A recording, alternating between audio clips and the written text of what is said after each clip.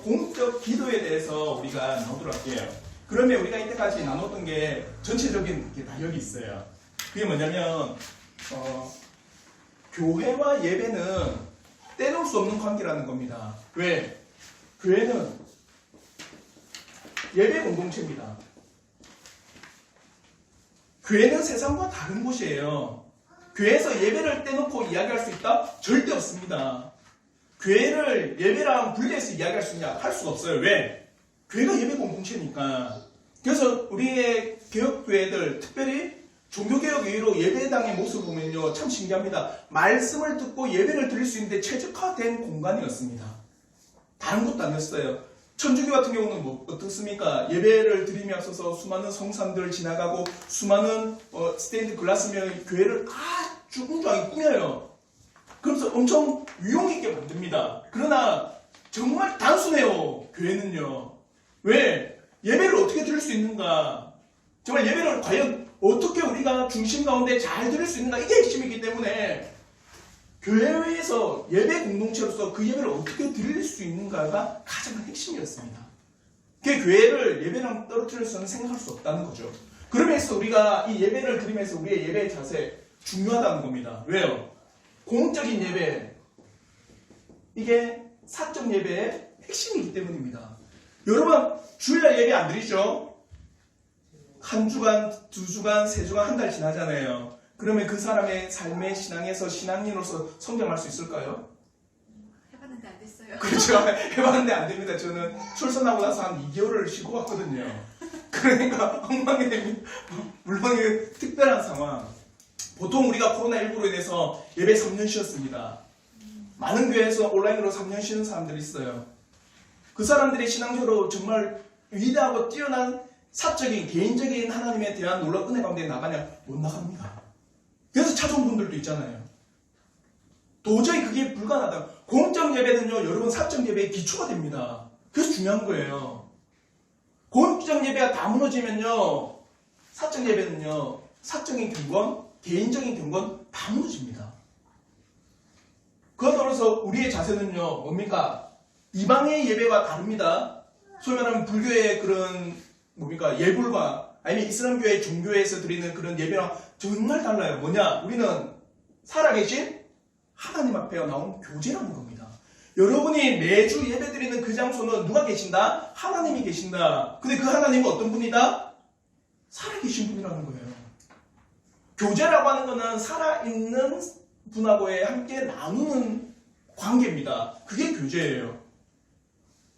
우리는요, 살아계신 그 하나님이 계심을 믿고 그곳에 나와서 예배를 드림으로 인해서 하나님과의 깊은 교제를 누리는 겁니다. 그럼에 있어서 예배의 원리를 저번에 이야기했어요. 뭡니까? 규정적 원리와 대화의 원리가 있댔어요. 규정적 원리는 뭡니까? 하나님께서는 이렇게 예배를 드리라고 하는 그 규정이 있거든요. 성경에서. 그 가운데 우리는 예배를 드립니다. 한마디로 말해서 하나님의 말씀대로 우리는 예배를 드립니다. 그 가운데 더하거나 빼지를 않아요.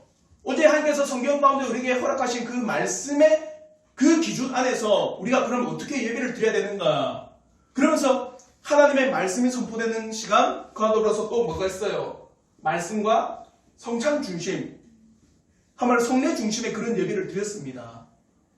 그래서 끊임없이 떡을 떼며 시와 찬미의 신령한 노래를 부르며 다 함께 모여 기도하며 하나님의 말씀을 듣고 배우더라. 그게 뭡니까? 말씀을 우리가 들을 뿐만 아니라 말씀을 배우고 그와 더불어서 떡을 떼는 성찬을 통해서 시와 찬미의 놀라운 은혜를 고백하며 함께 기도하는 놀라운 은혜가 예배에 다 있었습니다. 그러면서 서로 구제하며 성도들을 돌아보는 시간이 예배였어요.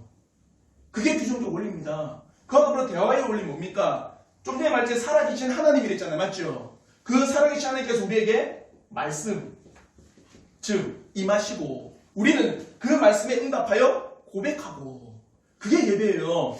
단순하게 시간에 대해서 앉아서 예배 드리자, 말씀 듣자 이게 아니에요. 하나님께서 나에게 말씀하십니다. 그게 제일 우선입니다. 그래서 성경에 보면은 많은 구절에 이런 표현이 있습니다. 하나님이 가라사대. 옛날에 가라사대 이제는 하나님께서 말씀하시되 이르시되 그런 표현이 정말 많아요. 그러니까 하나님께서 나에게 뭐라고 말씀하시는가? 하나님께서 나에게 도대체 어떤 말씀을 하시는가 그 말씀을 듣고 우리는 응답하는 겁니다. 그게 교제잖아요. 예를 들어서 여러분 부부나 아니면은 연인들이 막 혼자 막 말하고 있는데 그 사람이 들은 채가 안 차는데 보세요. 어떨까요? 그렇지, 엄마. 안 되지. 정말 그거는 교제가 아니에요, 그거는. 일방적으로 막 말해놓고, 그래, 니는 말해라. 나는 가만히 있을게. 이게 무슨 교제예요? 제일 우선은요, 하나님께서 나에게 말씀하심입니다. 그 말씀 가운데 내가 어떻게 그 말씀에 대한 반응입니다. 그래서 수많은 규정 가운데 하나님의 말씀하심이 뭡니까? 예배로 부르심, 그리고 하나님의 성경 말씀 낭독, 그리고 성경 강해, 그러면서 그에 대한 우리의 부름이 뭡니까? 찬송, 기도, 사도신경의 고백, 그리고 강복 선언, 이런 것 통해서 내가 이렇게 살겠습니다 고백하는 겁니다. 그게 우리의 주보 보면 화살표 방향 있댔죠. 그래서 하나님께서 임하시고 나는 그렇게 올려드립니다. 그래서 예배의 원리는 부정과 대화의 원리입니다. 그래서 예배의 자세 때는요, 살아계신 하나님과 나는 교제하러 나온다. 이거 잊어버리는 순간에 예배는요, 매너리즘 됩니다. 이번 주는 또 한 주간에 또 그런 예배? 이런 느낌밖에 안 들어요. 반드시 기억하셔야 돼요. 예배는 하나님과 살아계신 하나님과 교제하는 장소이다. 그래서 하나님께서 나에게 말씀하시고 난 그 말씀에 응답하겠다. 이게 예배입니다. 그와 더불어서 목적이 있습니다. 그러므로 우리가 예배를 드리는 목적이 있잖아요. 여러분의 직장가의 목적은 뭐예요? 그렇죠. 돈 버는 겁니다. 그래서 돈 벌어서 뭐 할래요? 쓰려고. 어떻게 쓸래요? 계속 이걸 질문해서 그 목적을 찾아가셔야 돼요. 나는 다른 사람에 비해서 좀 풍족한 삶을 살려고 한다. 그래서 나 좋은 직장을 갈 거야. 그래서 나는 그게 그 사람의 목적이라면 그렇게 갑니다. 맞죠? 예배 드리는 목적은 뭡니까? 그렇죠. 하나님과 교제합니다. 교제의 목적이 뭐예요? 그러므로 말씀을 듣고 내가 믿음 가운데 성장하고 자라나며 하나님을 더 깊이 알고 그 앞에 세상 가운데서 내가 신앙으로 살아가기 위해서 예배드리며 나가는 겁니다. 그게 우리의 목적이에요. 다음 수학에 우리가 하나님 그래 또 한 신을 믿으면 난 참 좋겠지. 수많은 신들을 믿어가면서 내가 또 그 신을 의지할 수 있는 마음, 그 신을 내가 하나의 또 다른 좀 초월적인 존재에 대한 의지하는 마음으로 내 마음의 평안, 그는 모든 종교인이 다 가지고 있어요. 우리의 예배의 목적은요, 하나님께서 말씀하십니다. 그 말씀을 통해서 내가 믿음이 성장하기를 원합니다. 믿음이 성장함으로 말미암아 내가 이 땅 가운데서 그 믿음 가운데 살기를 원합니다. 그리고 또 중요한 예배의 목적이 있잖아요. 믿지 않는 자들이 예배에 참석해서 하나님에 대해서 알고 구원받기 위해서. 이게 예배의 목적입니다. 이게 지금까지 우리가 첫째 주, 둘째 주, 셋째 주 나눴던 거예요. 그리고 나서 이 가운데 예배의 역사에 대해서 우리가 쭉 살펴봤습니다. 어떻게 예배가 변천되어 왔는지. 그리고 우리가 지난주에 예배 본격적으로 예배 드릴 때 어떻게 드려야 되는가. 그러면서 지난주까지는 성경 낭독을 배웠어요. 맞죠? 그러면 예배 드리러 모일 때, 나올 때의 자세, 그리고 예배에 참석해서 이제 성경 낭독할 때 그 자세도 있었습니다. 예배 공적 모임을 하기 전에 모일 때는 어떻게 해야 되냐? 여러분의 마음에 사모하셔야 돼요. 예배 드림에 있어서 준비하는 자세가 있으셔야 됩니다. 마음을 준비하랬어요. 왜? 마음에는 내 행동이 다 담겨 있거든요. 내가 어떤 사람을 사랑한다. 그러면은 그 사람은 사랑하는 사람을 위해서 행동합니다. 여러분 자녀 사랑하잖아요. 맞죠?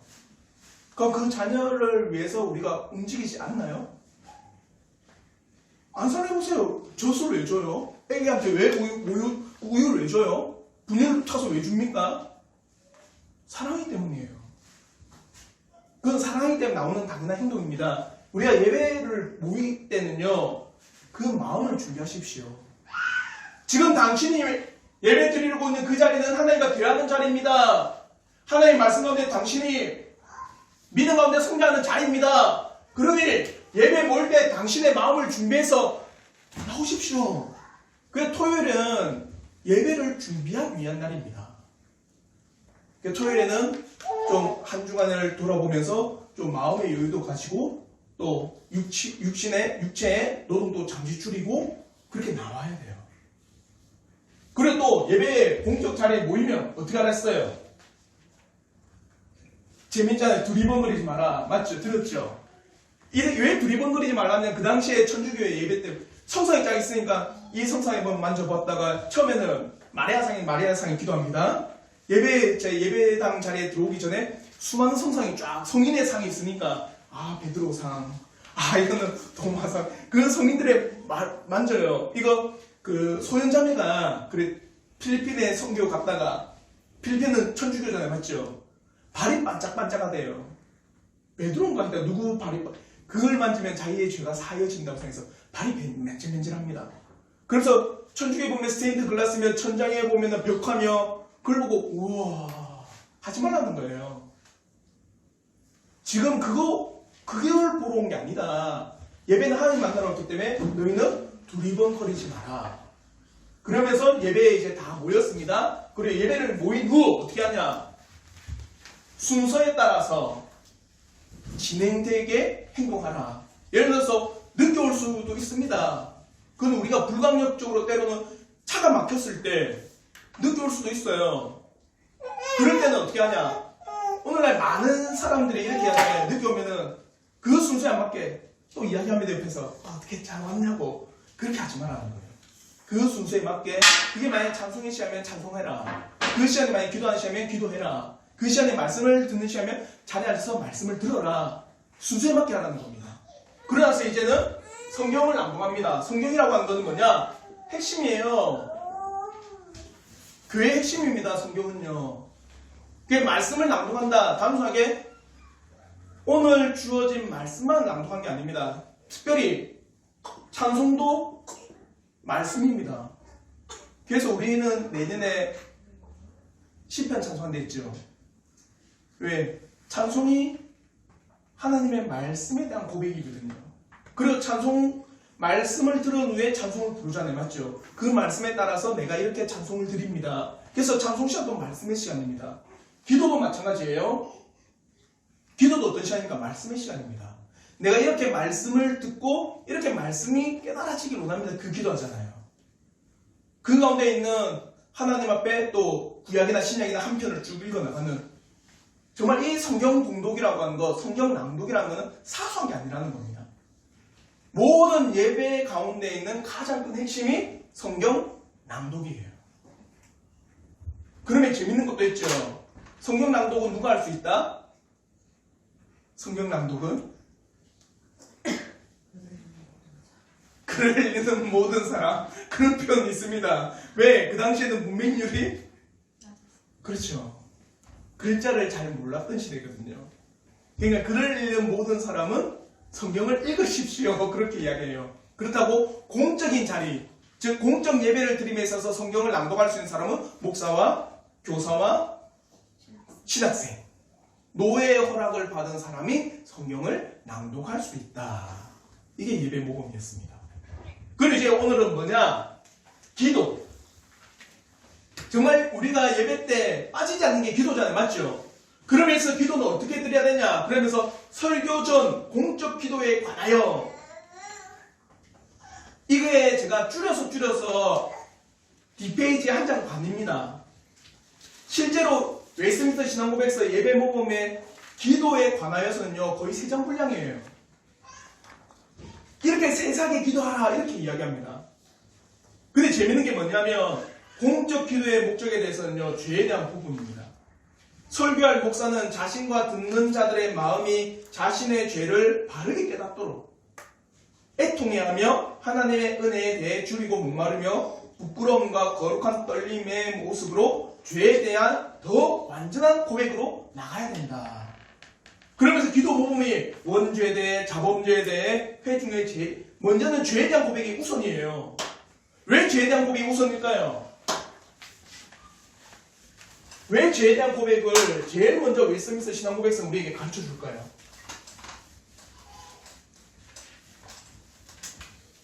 왜 그럴까? 죄가 가진 역할이 있습니다. 죄는요, 3가지를 어둡게 했어요, 우리를요. 뭘 얻겠을까요? 우리의 지, 정, 의. 원래 태초에 우리 아담은요, 아담과 하와는 어땠습니까? 하나님에 대한 지, 정, 의. 이게 우리의 전인격이라잖아요. 맞죠? 이 전인격이 하나님의 뜻, 그리고 하나님의 말씀, 그리고 하나님께서 전하신 선포된 것들을 잘 알았을까요? 몰랐을까요? 잘 알았습니다. 죄가 없을 때는요, 태초에는요. 그러니까 하나님께서 어떻게 합니까? 아담이 뭐라 부르는지 동물을 다 보냅니다. 그러니까 아담이 딱 보고는 어떻게 했어요? 이거는 기린, 이거는 코끼리, 이거는 사자 다 불러요. 하나님의 뜻을 너무나 잘 알았습니다. 하나님의 뜻을 잘 알았고 하나님의 뜻을 잘 깨달았어요. 원래 우리의 모습은요. 근데 죄가 들어오자마자 어떻게 된 줄 아세요? 태초에 아담과 하와가 가졌던 이 전인격이 다 파괴돼 버린 거예요. 죄가 끼자 지성, 우리의 생각은 하나님의 말씀, 그 뜻을 알 수 있을까 모를까요? 깨져버린 겁니다.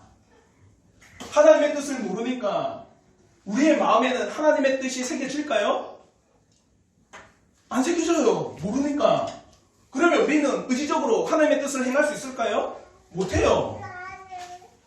이걸 전적 타락이라잖아요.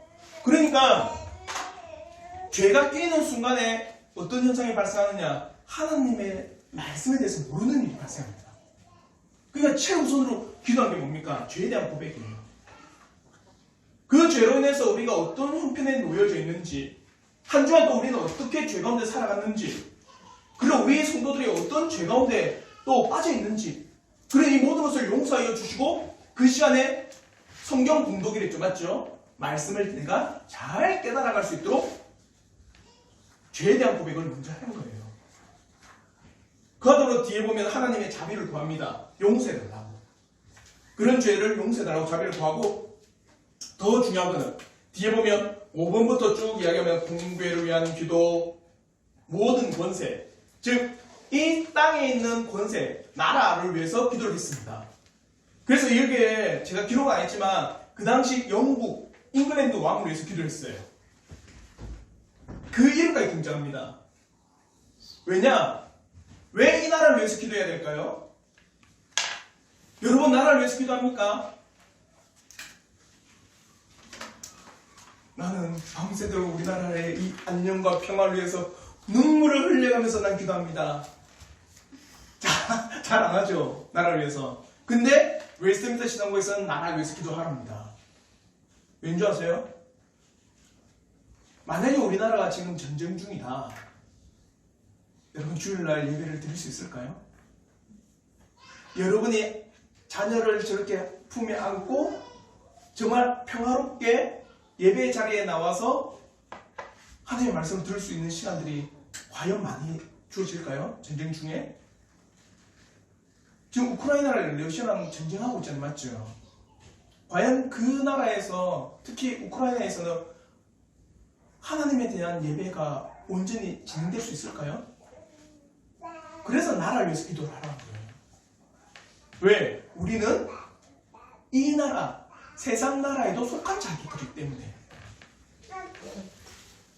그와 더불어서 모든 권세를 위해서 기도하고, 목사와 교사를 위해서 기도하고, 뒤에 보면 특정 도시와 회중을 위해서도 기도하고, 주님의 규례를 위해서 기도하고, 외적인 은혜와 방편을 위해 기도하고, 또한 목사를 위해 더 특별하게 기도하고, 말씀을 듣는 자들을 위해서 기도하라.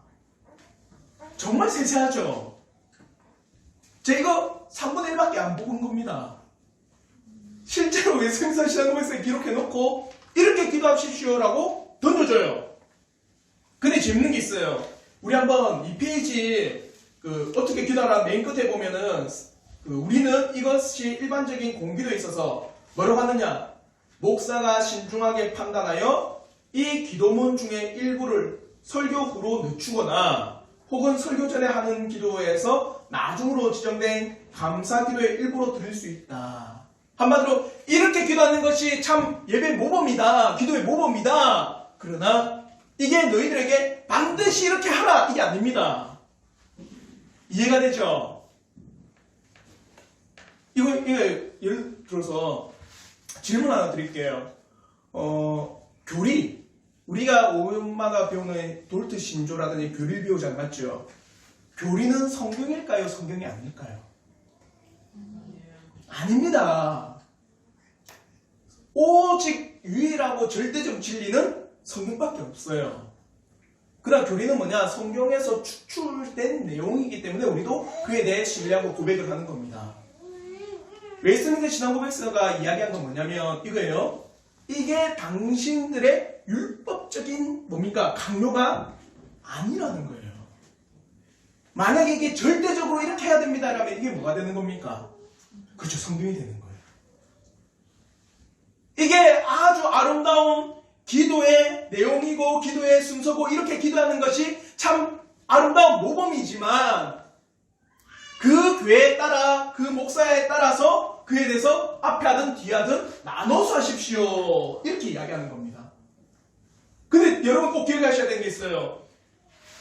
너 세상에 기도하는 겁니다. 구체적으로 두루뭉술하지 않게. 그러면서 이 예배 모범과 오늘날 공교회, 소위 말하면 오늘 일반적 교회에서 대표 기도하시는 분들 있잖아요. 맞죠? 차이가 있지 않나요? 차이가 없나요? 거의 대부분의 대표 기도를 보시면 뭔가 추상적입니다. 소위 말하면 천지의 주제이시며 위대하시며 이러면서 아주 이상한 미사오를 써가면서 기도해요. 근데 웨스트민스터 신앙고백서는요, 아주 구체적으로 이렇게 기도하면서 그 기도를 우리에게 충분히 가르쳐주고 있다는 겁니다. 그러면서 우리는요, 이 기도의 모범에 따라서 여러분의 삶에서도 이렇게 기도를 할 수 있다는 거예요. 그러면 우리가 또 중요한 게 뭐냐? 이 기도가 꼭 기억하셔야 됩니다. 어떤 기도냐면 목회적 기도라는 거예요. 목회적 기도. 소위 말하면 우리가 공예배에서 드리는 대표 기도가 실제로 말하는 목회적 기도입니다. 왜 목회적 기도를 할까요?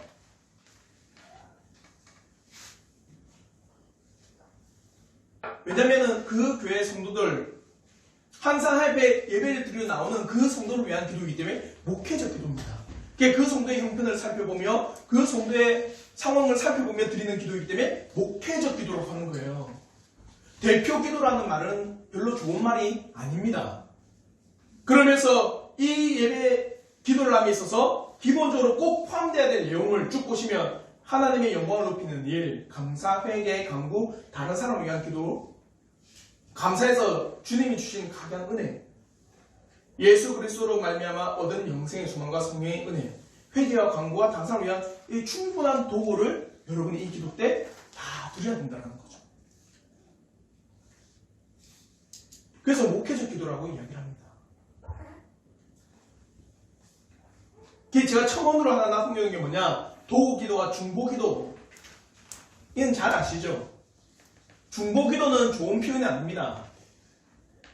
아시나요? 중보 기도는 꼭 우리가 할 수 있는 게 아니에요. 중보는 조정자입니다. 우리는 조정자가 아니에요. 어떤 자입니까? 우리는 죄인입니다. 우리는 중보가 필요한 자들이에요. 도구 기도는 뭐냐? 타고나는 사람들. 그래서 성경에서는요, 오직 유일한 중보자를 누구로 볼까요? 예수밖에 안 봅니다. 예수님 외에는 어떠한 중보자도 있을 수 없다라고 이야기해요. 이거는 꼭 기억하셔서 우리는 그래서 도구 기도합니다. 이렇게 표현하셔야 됩니다. 그리고 우리가 주일날 드리는 그 기도는 목회적 기도다. 그래서 그 목회적 기도를 드림에 있어서 그렇게 세세하게 쭉 이야기하면서 기도를 드리고 있습니다. 그와 더불어서 또 가정에서 각 가정에서 또한 그렇게 한번 기도를 한번 드려보세요. 내 원죄에 대해서, 자범죄에 대해서, 또 우리 성도들이 한 주 한 살아가면서 그 죄에 대해서 하나님의 은혜를 또 부어주시고, 그와 더불어서 또 우리에게 주어질 그런 나라, 그와 더불어 또 어떤 지역, 우리가 섬기는 두 교회 있잖아요. 맞죠? 일본과 우리 의왕의 그 마음교회, 그걸 또 기도하고, 또 공적인 이 땅에 있는 교회를 위해 기도하는 그 시간 꼭 한번 가져보십시오. 집에서도. 그러면 여기서 질문이, 공적 기도 누가 드리는가? 공적 기도는 목사가 주관하도록 명시하고 있습니다. 왜냐하면 말씀을 직접 다루는 영적 책임 때문에 그렇습니다. 목사와 원회중이 그 막중한 무게감을 잘 인식한다면 예배의 분위기는 지금과 많이 달라질 줄은 모릅니다. 왜 공적 기도를 목사가 드려야 될까요?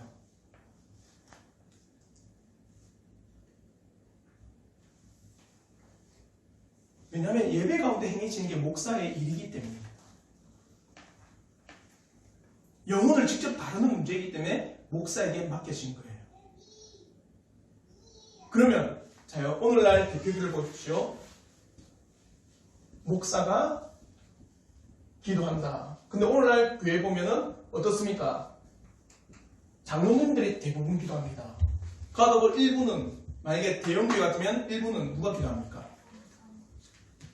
누구? 안수 집사님들.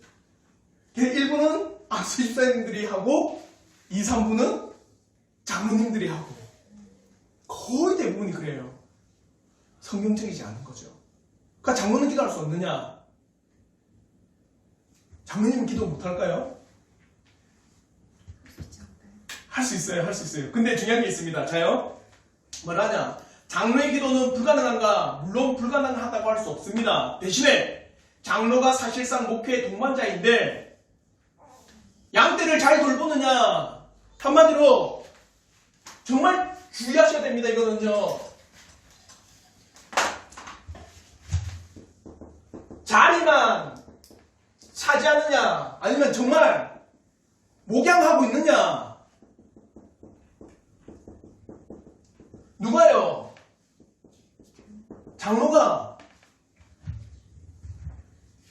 자리만 차지한 게 뭡니까?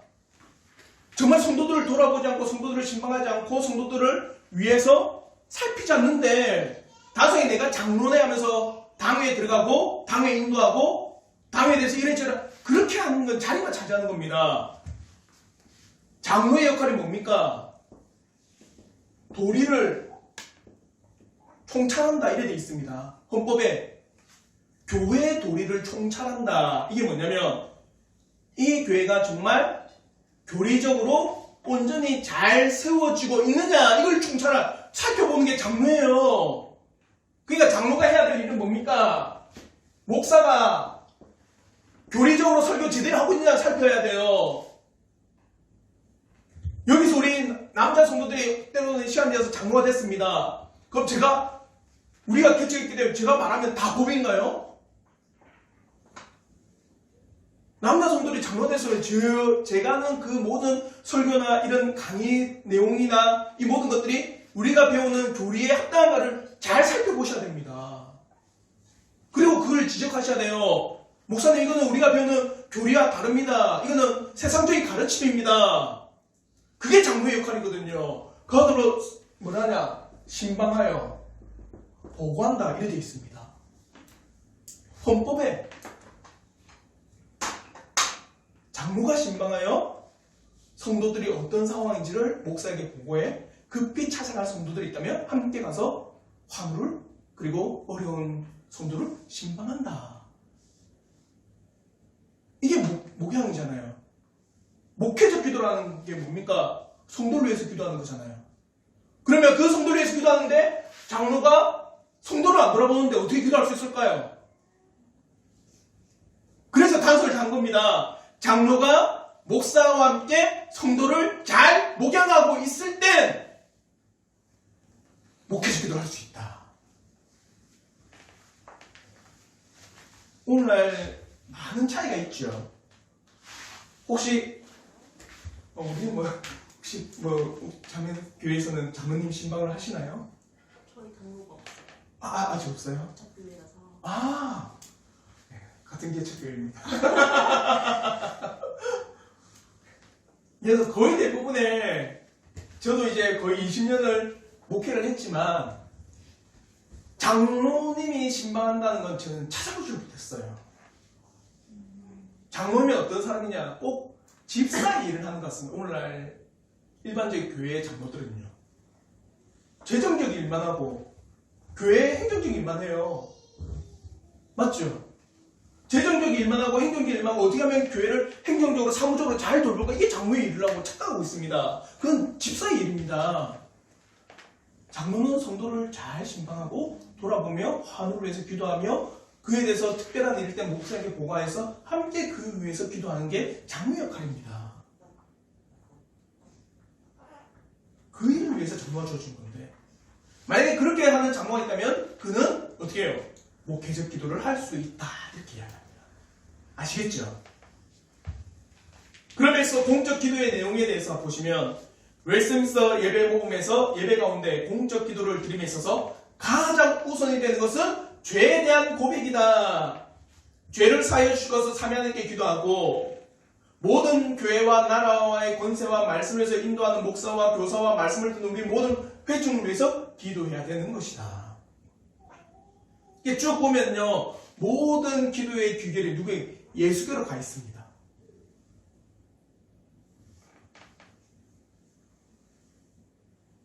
그러면서 제가 특별하게 목회를 위해서 기도하라고 계속 이야기를 많이 해요. 왜 목회자를 위해서 기도를 왜 해야 될까요? 제가 그 질문을 달아놨습니다. 목사의 기능이 제대로 발휘되는 것과 그렇지 않을 경우 가장 큰 차이는 뭐냐? 자요?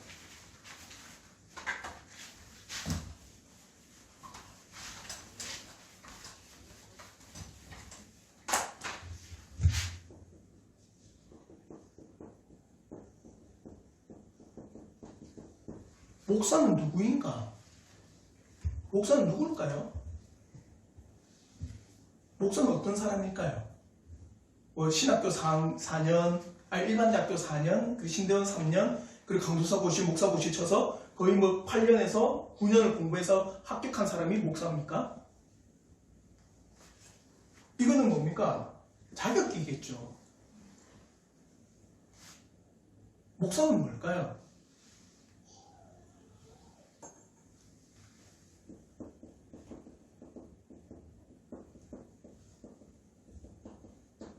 말씀, 그리고 온전한 교리, 그리고 예배를 통해서 성례를 집행하는 게 목사입니다.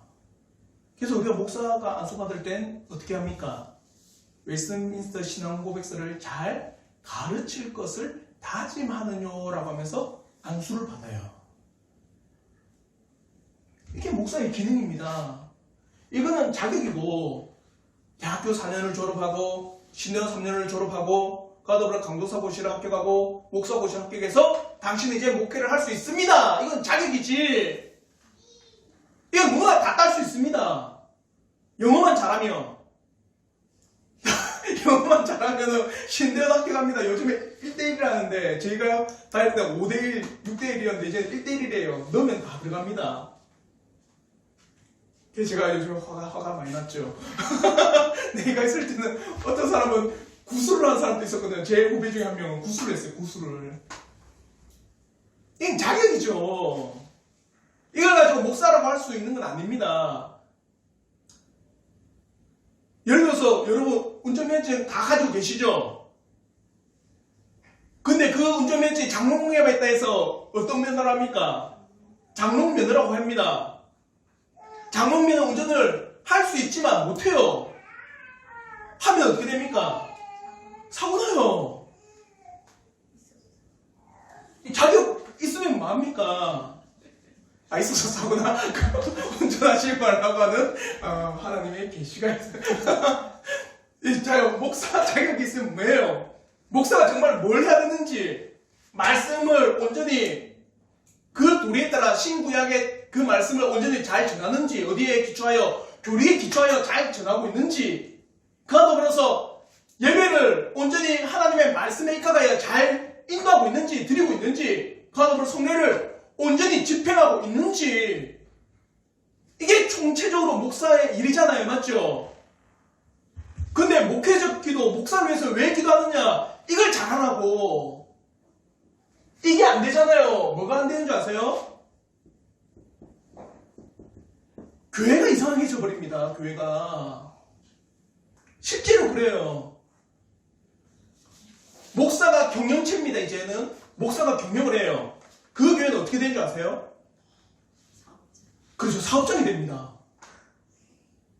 목사가 말씀, 교리, 예배, 성례 이건 둘째 후차적인 문제고, 가장 우선은 뭐냐? 성도를 어떻게 끌어모으는 오느냐 우선이 돼버리잖아요. 목사님 그게 많이 빠져 있어요.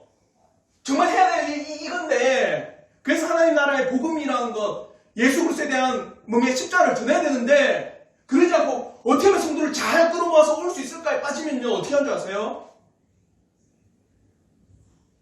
교회가 그런 일만 주구장창 해버리는 겁니다. 그러니까 교회의 기능이 안 돼버리는 거예요. 교회 기능이. 실제로 교회 기능이 망가져 버립니다. 그래서 목사를 위해서 기도하라고 하는 거예요. 여러분이 그걸 잘 유념하셔서 교회에 대해서도 항상 그렇게 생각을 하셔야 됩니다. 제가 뭔가 우리 교회를 어떻게 해요? 기능적으로 하려고 한다면요. 여러분 뭘 하셔야 돼요? 잘하잖아. 지금 저랑 그래야 돼. 수홍이자매도 막 에브리바디 피스 아니고 그 보면은 목사님 그러면 안 됩니다 하셔야 돼요. 예. 희성이랑 함께해서 목사님 찾아서 그렇게 하면 안 되겠다면서 찾아와가지고 그렇게 하면 안 된다고 이야기를 해야 돼요. 그래서 목사를 위해서 기도를 하라는 겁니다. 아시겠죠? 오늘날 많은 교회가 흐트러져 버린 이유가 정말 죄송하지만 목회자들 많은 문제가 있어요. 정말 죄송하지만 많은 목회자들의 이런 실수들이 참 많습니다. 정말 기도하셔야 돼요. 목사들이요 유혹에 쉽게 넘어갑니다. 어떤 유혹에 쉽게 넘어가는 줄 아세요? 어떤 유혹에 잘 넘어갈까요? 여성이 이런 건 안 돼. 여성의 뭐 유혹 이런 거 없어요. 그렇죠. 성도수. 성도수에 많이 넘어갑니다. 노예를 가잖아요. 저희 노예만 해도 평양 제일 노예입니다. 맞죠? 저희 노예의 제일 큰 교회 어딘지 아시죠? 3.1교회. 서울 3.1교회. 그 우리 노예잖아요. 그는 2만 명, 3만 명인데 저희는 이제 15명. 어떤 저랑 동기 있는 목사님들은 500명, 600명 있으면 많은 목회자들이요 그에 대해서 위축합니다. 노예 가면요 쭈구리가 돼 있어요. 저는 안 그렇죠. 저는 이제 갓 들어왔기 때문에 쭈구리 돼 있습니다. 그래서 말도 못하고. 그래서 어떻게 하면 성도수를 여기 정말 욕 많이 났습니다. 1년 했는데 늘기는커녕 돈이 줄었다. 2년 했는데 늘어야 되는데 3년, 4년, 5년 했는데 그대로네. 어떡하지? 그 순간에 뭡니까? 경영치로 돌아갑니다. 그래서 목사를 위해서 기도를 많이 하셔야 됩니다. 아시겠죠? 주의점이 있습니다. 예배 모범의 이 기도문은 강제하지 않는다는 것을 주의하셔야 됩니다. 이 기도문은 말 그대로 뭡니까? 모범이에요. 모범. 현장의 상황에 따라 목사의 판단에 맡긴다는 표현은 이 예배 모범이 기존의 공동기도서처럼 새로운 율법으로 신자와 교회를 억압하지 않도록 하려는 것이다. 그러나 이러한 기도의 내용을 통해서 얼마나 당시의 교회 개혁자들이 기도를 세심하게 준비했는지 꼼꼼하게 기도에 대한 내용을 주의 깊게 살폈는지 우리는 체크할 수 있어요. 얼마나 기도도 예배의 한 요소니까 얼마나 이 기도에 대해서 세심하게 살폈는지를 우리는 이 예배 모범의 기도의 내용을 통해서 살펴볼 수 있다는 거예요. 그러면서 공동기도회를 준비하며 설교도 그러하듯이 공적인 기도인 목회 기도는 준비 없이 해서는 된다 안 된다? 안 된다라는 겁니다. 그래서 저번에 우리가 주기도문 나눌 때 했었죠. 여러분이 개인적으로 기도할 때 어떻게 해요? 좀 막 생각이 잘 떠오르고 그 순서가 잘 내 머릿속에 조직이 잘 그려져가지고 기도를 하면서 그래 술술 잘 되던가요? 아마 집에서 의자에 앉아 그래 나 마음 다져 기도해야지 앉는 순간에 어떻게 기도하지? 한두 마디 하고 거의 대부분이 그래 기도 끝났다 거의 대부분 이래 내려옵니다. 그래서 제가 한번 여러분에게 하나 팁을 드린 게 적어보라고 했어요. 적어보라고. 어떻게 기도할지 그 기도의 내용을 적어보십시오. 그러면서 이 예배 모금의 이 공동기도문에 이 기도의 내용을 가지고 여러분이 한번 적어보세요. 마음에 있는 것들을. 그걸 가지고 읽는 겁니다. 우리는요 항상 어떤 틀이 다 있어요. 기도는 눈 감고 두 손 모으고 무릎 꿇고 해야 기도. 그게 기도입니까? 그런 형식을 다 갖춘 기도일까요? 아니 양반다리에 앉아서 눈 떠서는 못하나? 물론 집중의 차이는 되겠죠. 눈 감고 하는 거와 눈 뜨고 하는 거랑은 집중의 차이는 되지만 반드시 기도는 눈을 감고 두 손을 모으고 무릎을 꿇고 해야지 기도다. 성경에도 없는 말입니다. 그리고 기도를 할 때는 무조건 30분 이상 기도해야지 하나님께서 응답하신다. 성경에 기록 보신 분 없어요. 10분을 하든 20분을 하든 내 마음에 있는 어때요? 그 중심을 가지고 하나님 앞에 아뢰는 게 기도입니다. 그러면 여러분의 기도문을 적으면서 그 내용을 한번 진짜 마음을 다해 적은 거잖아요. 읽어볼 수도 있어요. 그러면서 목사는요 설교를 준비하는 만큼 기도도 준비를 해야 됩니다. 그래서 진짜 어떤 목사님은요 기도문을 적어서 오신 분도 있어요. 그 전날에 성도들 생각하면서 기도문을 적어요. 그게 아름다운 기도 아닐까요? 그러면서 기도 중 회중의 태도도 있습니다. 목사가 아니면 허락받은 사람이 목회적 기도를 하고 있을 때 성도는 눈 감고 그 기도만 드려야지? 아니요. 성도의 태도도 있어요. 뭐냐? 마음을 기울여 기도에 동참해라. 뭐로 동참하라? 마음으로 동참해야 돼. 마음으로. 저는 그래서 한 번씩 어떻게 했냐면 교회에서 대표기도 할 때 항상 어떻게 기도하는지 그 기도의 내용을 듣습니다. 그래, 왜 저래 기도하지? 때로는 마음이 안 동할 때도 있어요. 솔직하게. 이거 좌파 정권 왜 저런 기도를 하지? 우리가 무슨 정권하러 온 건 아닌데. 어떤 분은 이렇게 기도합니다. 실제로 이 진짜입니다. 빨갱이 같은 노동자들을 처단하여 주시오. 뭐지 이 기도는? 그렇게 기도하신 분들도 있어요. 그런데 정말 이렇게 적어가면서 기도에 대해서 하면 내 마음을 어떻게 해요? 그 기도할 때 내 마음까지도 어떻게 해요? 그 안에 담겨져 있어야 된다. 기도는 정치가 아닙니다. 기도는 또 자신의 개인사를 아뢰지 않아요. 어떤 분은 기도하면서 자신의 개인사를 쭉 이야기하시는 분도 있습니다. 자기가 한 주간 살아가면서 내가 이렇게 힘들었는데 예배에 나오게 되었습니다. 이러면서 그 한 주간의 스토리를 쭉 읊으시는 분도 있거든요. 그게 그렇게 하면 안 돼요.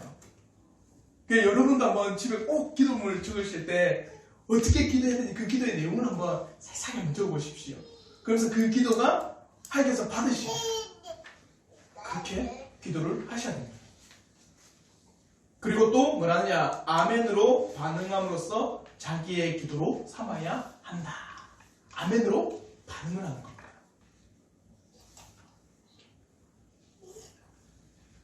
이게 공동기도입니다. 저는 우리 성도들이 기도하기를 바래요. 이렇게 예배 때만 기도하는 게 아니라 우리의 삶에서 기도합니다. 그래서 어떤 개혁 신학자는요, 은혜의 방편에 기도를 기도합니다.